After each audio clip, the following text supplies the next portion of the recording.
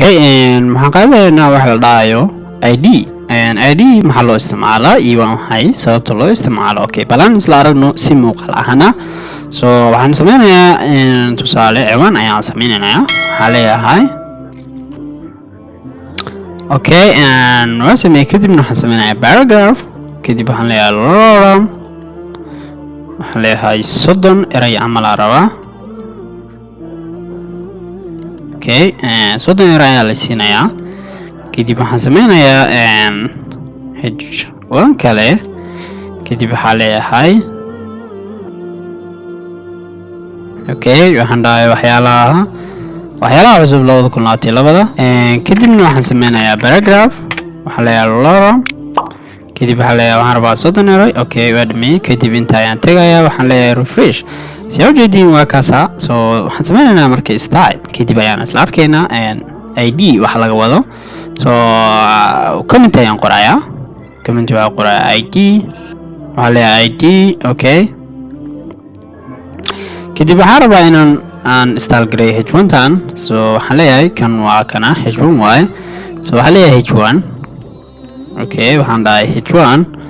kadib colorkeeda ayaan bedelayaa waxaan leeyahay color waxaan leeyahay white okay colorkeeda waxaan ka dhigay white background kani gadaal colorkeeda dambana waxaan ka dhigayaa black okay balan isla aragno waxaan leeyahay refresh sidaa u jeedin waa kaasa colorkeeda wuxuu noqday cadaan midabkeedana background gadaalna wuxuu noqday madow laakiin labadooduba waxay noqdeen isku color so isku nashqad ayay noqdeen so sidaa u jeeday kanna waa h1 kanna waa h1 waxaan dhahay waxaad doorataa wax kastoo h1 ah kadib waxaa colorkooda waxaa ka dhigtaa cadaan backgroundka gadaalna waxaa ka dhigtaa madow meeqa h1 ayaa taal koow lam labadooda waa kaas waxaan dhahay wax kastoo h1 aragto koow kana arkay iyo kan lama kana arkay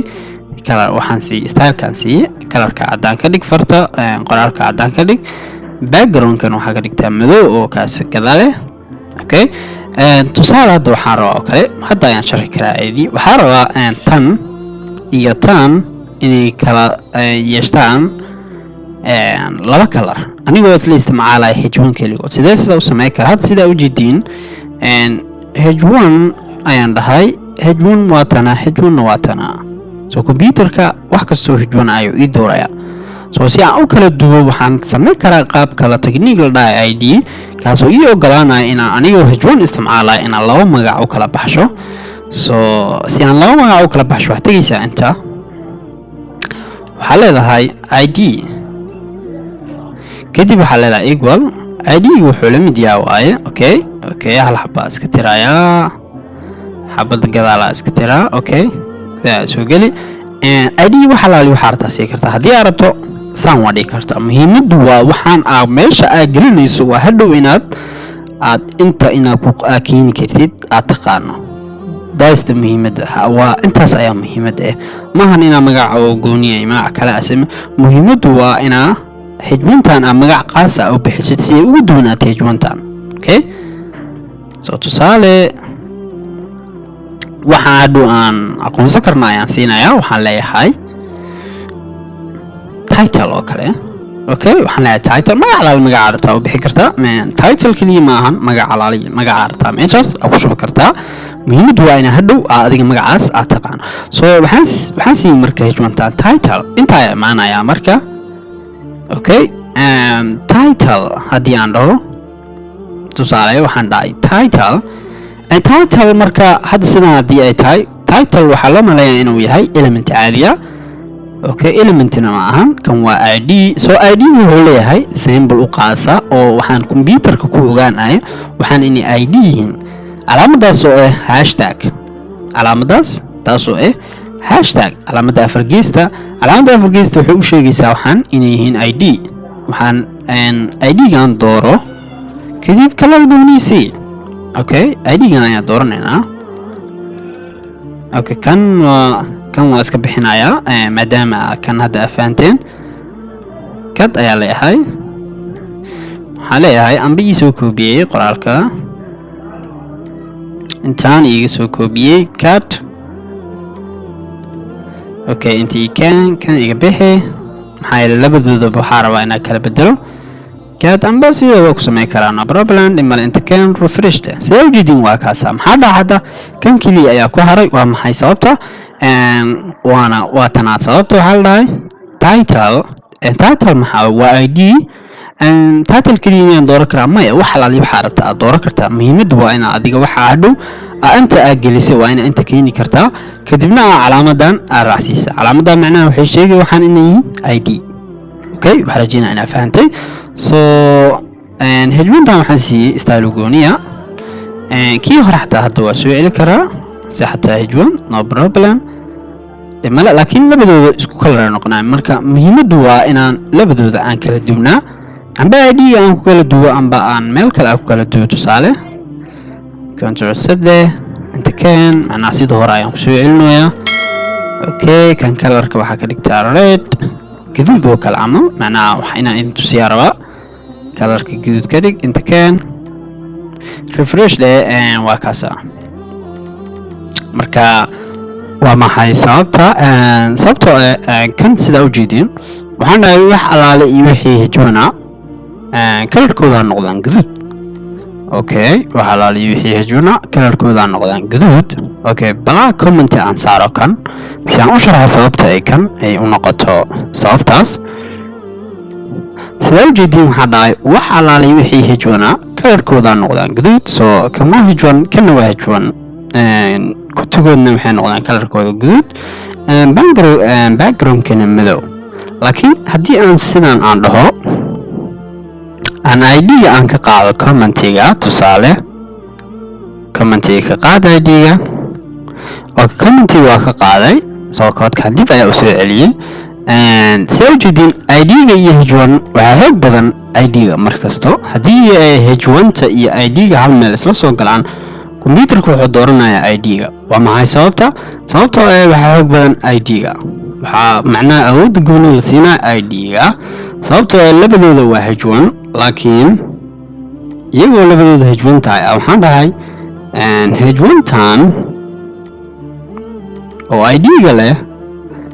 waxaa ka dhigtaa colorkeeda caddaan backgroundkeedan madow markaas waxaa ku dhacayo lamadooda maadaama ay gaduud noqon lahaayeen colorka ayay ku kala bedelanayaan maxaa yeelay sababtoo kan ayaa xoog badan id-ga soo sidaas ayaa ku kala bedeli kartaa hadda xataa labadan backgroundka iyo backgroundkan waa iskaaga mid haddii aad rabto hadda backgroundka kan haddii aad meesha aad ka baxsho tusaale kan ma ka baxin waxaa ka baxshay kan kadibna waxaan dhahay save maxaa dhacay backgroundkooda kan hadda backgroundkiisa muxuu noqonaa maxaa isdhee bal aan aragno save ayaan dhahay kadib intana geey waxaa leeyahay refresh sida ujeedin weli backgroundkooda waa isku mid waa maxay sababta backgroundkan waxaan dhahay wax allaale oo waxay hejwana backgroundkooda ha noqdaano madow kan hejwan waaye kan waa hejwan soo backgroundka inta ayay ugu imaanaya laakiin waxaa isbedelaya bis colorka sababtoo wax allaale iyo wixii inta yaalo hejwan tusaale waa iska soo qaadanaya by default wax alaali wixii inta hejwan aan ku qorno wax kastoo hejwan waxay yeelanayaan stylekan ilaa ay imaadaan wax kale oo ku sameeyaan override oo bedelaan oo macnaha colorkaas ka soo horjeeda oo bedelaan sababtoo waxaa dhahan colorkan red kan ha noqdo colorka hejwan colorkeeda noqdo caddaan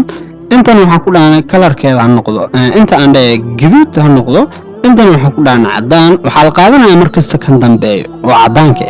rajaynaya inaad fahanteen tusaale kan hejwintan kale